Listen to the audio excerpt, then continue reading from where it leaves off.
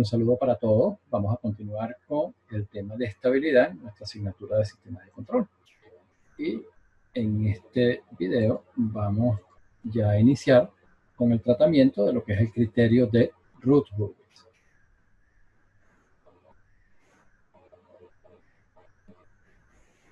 Entonces, este criterio nos permite concluir sobre la estabilidad a lazo cerrado de un sistema sin necesidad de factorizar el polinomio característico a lazo cerrado. Esto es, sin conocer exactamente los valores de los polos a lazo cerrado. Entonces, bueno, ¿qué necesitamos? Nosotros aquí partimos de un sistema realimentado, hallamos la función de transferencia a lazo cerrado, y de la función de transferencia a lazo cerrado, lo que nos interesa es el denominador, que es lo que se denomina el polinomio característico.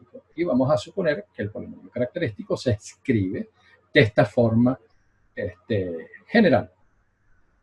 Entonces, nos interesa porque las raíces del polinomio característico son los polos, y nosotros sabemos que los polos es un indicativo de la estabilidad del sistema. Entonces, aquí tenemos un ejemplo. Tenemos este sistema a lazo cerrado y la función de transferencia a lazo cerrado viene dada por esta función racional. Entonces, de aquí lo que nos interesaría a nosotros es el denominador. Entonces, para trabajar con el criterio de Ross-Hurwitz, nosotros vamos a tomar entonces es el denominador de la función de transferencia a lazo cerrado. Ok, entonces es ese polinomio el que estamos nosotros describiendo de esta manera general. Entonces, lo primero que nosotros hacemos es, a partir del polinomio, completar esto que está acá, que es lo que se denomina el arreglo de Roth. Entonces, fíjense que este arreglo de Roth es este tablero donde las potencias de S aparecen aquí de mayor a menor, pero dispuestas verticalmente.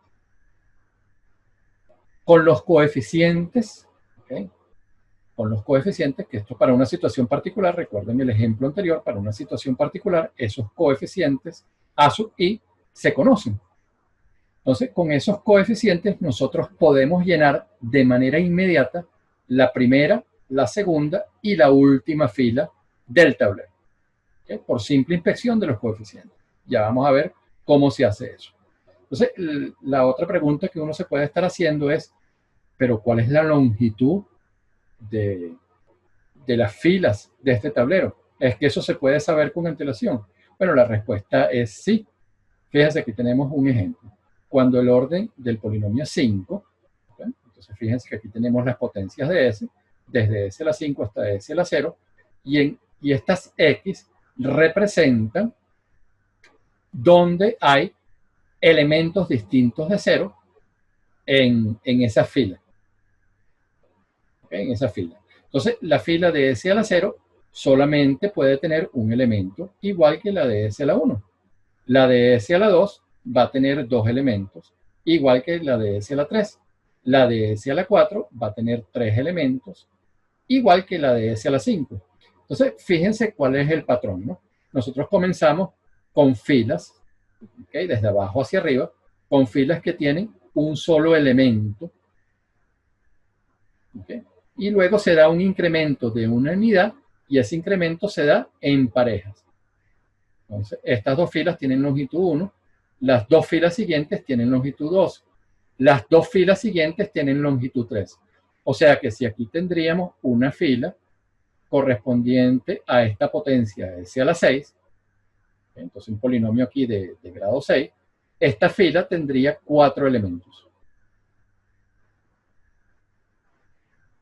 Entonces, siguiendo este patrón, nosotros podemos establecer entonces las longitudes que van a tener las distintas filas del tablero.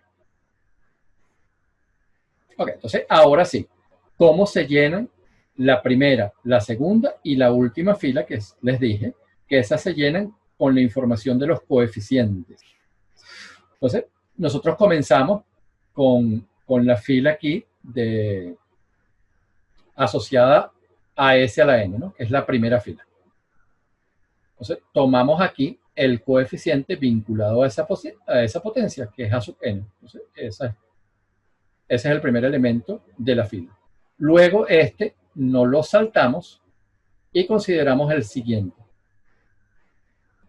Y ese es el que escribimos aquí, a sub n-2. Luego nos saltamos el de la potencia s a la n-3 y tomamos el siguiente, que sería el a n-4. Y así seguiríamos con este patrón hasta que no hay más elementos.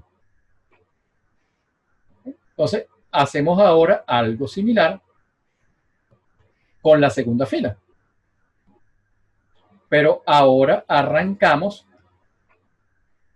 con el coeficiente vinculado a esta potencia de S, que es esta que está acá, ¿no? Entonces, este coeficiente, el A sub n-1, es el primero que colocamos acá. Luego el siguiente no lo consideramos y el inmediatamente posterior es el que colocamos como segundo elemento de esa fila. Y siguiendo ese patrón, nosotros completamos las dos primeras filas. ¿Okay? Tomamos un elemento y nos saltamos el siguiente. La última fila se llena con el término independiente. Entonces, en resumen, para construir el arreglo de root, nosotros utilizamos los coeficientes del polinomio característico y eso nos va a permitir llenar la primera, la segunda y la última fila. Entonces, las casillas correspondientes a las filas intermedias se van a calcular. ¿Okay? ¿Y de qué manera se calculan? Eso es lo que vamos a ver entonces a continuación. Entonces, pero vamos a verlo no con un caso tan general como el que veníamos manejando. Vamos a tratar de entender lo que ocurre con una situación particular. Aquí tenemos, para la función de transferencia a lazo cerrado, un polinomio de orden 4. ¿Okay? Entonces, comenzamos a llenar la primera fila. Entonces, aquí de entrada lo que sabemos es, en cuanto a las longitudes, tenemos esta situación. Entonces, las filas 1 y 2 aquí de abajo hacia arriba tienen un elemento, la 3 y 4 tienen 2, y esta va a tener longitud de 3 elementos. Entonces, comenzamos a llenar la primera, la segunda y la última fila. Entonces, la primera se llena colocando primero a sub 4, saltamos el a sub 3, colocamos a sub 2, saltamos el a sub 1 y colocamos el a sub 0. Entonces, estos tres coeficientes se utilizan para la primera fila. Les repito, el a sub 4, el a sub 2 y el a sub 0. Para la segunda fila, que tiene que ver con la potencia de S a la 3, colocamos el a sub 3, nos saltamos el a sub 2 y luego colocamos el a sub 1. Y ya de esta manera tenemos los dos elementos que constituyen esa fila. Aquí vamos a tener que calcular dos valores, vamos a llamarlo B1 y B2, y para esta cuarta fila, un solo valor, que vamos a denotarlo por C1. El único elemento de la última fila es a sub 0, que corresponde al término independiente. Entonces, la primera fila, la segunda y la última las llenamos directamente con los coeficientes del polinomio característico. ¿Cómo se calculan los que nos están faltando? B1, B2 y C1. Bueno, se calculan con estas operaciones. Entonces, fíjense, para B1 vamos a utilizar estos dos elementos, el A4 y el A3, y el A2 y el A1. Entonces nosotros vamos a formar un determinante con esos elementos, pero un determinante negativo. Y aquí vamos a dividir entre este elemento, A sub 3. Entonces, si quieren ustedes, para calcular, por ejemplo, B1, siempre, o los elementos, mejor dicho, los elementos de esta fila, que es la tercera fila, siempre van a intervenir los elementos de las filas, de las dos filas superiores inmediatas. Entonces, cuando calculamos estos coeficientes de la fila 3, vamos a utilizar los elementos de la fila 1 y la fila 2. ¿Pero de qué manera?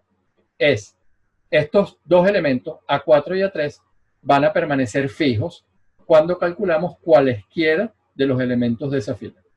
Es lo que llamamos el pivote. Entonces, fíjense que A4 y A3, y entre lo que dividimos, permanece constante en el cálculo de todos los elementos de esa fila, ¿no? De la fila B1 y B2. Entonces, ¿qué elementos intervienen? Interviene el pivote, los que son fijos, y lo que mira este coeficiente aquí en diagonal. Entonces, es por eso que tenemos el determinante negativo de A2 a 3, A2 a 1 y dividimos entre A3. Déjenme borrar aquí. Para el caso del siguiente B2, van a intervenir estos dos que permanecen constantes y luego lo que él mira aquí en diagonal, que va a ser A0 y por supuesto aquí 0. ¿Okay? Entonces, con ese determinante negativo, calculamos los elementos del arreglo de Roth. El C1, ¿cómo se calcularía? Bueno, C1 está en la cuarta fila, van a intervenir los elementos de la segunda y la tercera, ¿no? Las dos filas inmediatamente superiores. Entonces vamos a tomar el determinante negativo de estos dos elementos, que son el pivote, son los elementos fijos, para calcular cualquiera de estas filas, pero que en este caso es uno solo, y luego lo que él ve aquí en diagonal. Entonces por eso que tenemos A3B1, A1B2, y dividimos entre B2. Entonces con estos determinantes nosotros calculamos los elementos del arreglo que faltan, ¿okay? Siempre siguiendo este patrón, que es muy sencillo de identificar. Entonces, ¿cuál es la condición de estabilidad? Que eso es lo que nos interesa al final. Entonces, una condición necesaria y suficiente para que todas las raíces del polinomio característico, el polinomio de la función de transferencia lazo cerrado, tengan parte real negativa y por lo tanto el sistema sea estable según este criterio de entrada acotada, salida acotada, es que todos los elementos de la primera columna del arreglo, estos que están acá, A4, A3, B1, C1 y A0, posean el mismo signo. Es decir, no pueden haber cambios de signo en la primera columna del arreglo. Entonces, esa condición de estabilidad es porque el criterio de Rouch-Hurwitz lo que establece es esto, que el número de cambios de signo en la columna izquierda del arreglo corresponde al número de polos a lazo cerrado que están en la zona inestable, en el semiplano derecho.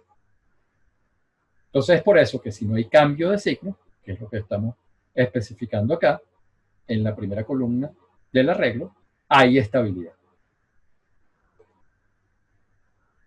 Hay una propiedad para el arreglo de Roth, es que los coeficientes de cualquier fila se pueden multiplicar por una constante positiva y eso no va a tener incidencia en los signos de la columna izquierda. ¿Okay? No los van a alterar. Y eso nos permite reducir la complejidad de los cálculos. Porque si tenemos números muy grandes, siempre los podemos dividir. ¿Okay? Los podemos reducir. Y eso lo podemos hacer para cada fila, ¿no? De manera independiente. Entonces, vamos a ver un ejemplo aquí. Entonces, tenemos este sistema a lazo cerrado, reducimos la malla de realimentación y obtenemos esta función de transferencia a lazo cerrado aquí, donde el polinomio característico es su denominador. S al cubo más 10s al cuadrado más 31s más 1030. Entonces vamos a estudiar la estabilidad empleando el criterio de Rouch-Hurwitz. Entonces colocamos las potencias de S en forma vertical y llenamos la primera, la segunda y la última fila directamente con los coeficientes aquí del polinomio característico. Entonces la primera fila se llena con 1, aquí con 1 y 31, 1 y 31, que es lo que está vinculado a S al cubo, y luego a S al cuadrado está vinculado el 10 y el 1030. Y con esos elementos, con esos coeficientes, llenamos la segunda fila. La última fila está asociada al término independiente, que es 1030. Entonces, en este caso, como las longitudes son 1, 1 aquí, 2, 2 acá, tenemos un solo elemento que calcular, que lo identificamos como P sub 1. Y para calcular ese elemento, empleamos, bueno, la definición de determinante previa. Pero fíjense que aquí antes nosotros podemos multiplicar por un décimo los elementos de la segunda fila para reducir su tamaño. Entonces 10 entre 10 nos queda aquí 1 y 1030 entre 10 nos queda 103. Entonces con esos nuevos elementos es que hacemos el cálculo de B sub 1. Entonces nos queda aquí el determinante negativo de 1, 1, 31, 103 y dividimos entre 1. Eso da menos 72.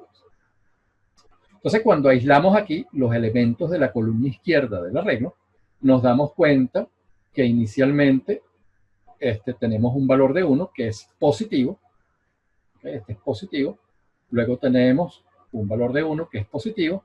Después cambiamos a un valor negativo y luego regresamos a un valor positivo. Entonces, cuando pasamos de aquí a aquí, hay un cambio de signo. Y luego cuando pasamos de acá a acá, hay un segundo cambio de signo. Entonces, de más a menos y de menos regresamos a más. Entonces, hay dos cambios de signo, por lo tanto, hay dos polos a lazo cerrado en el semiplano derecho. Este es un sistema inestable.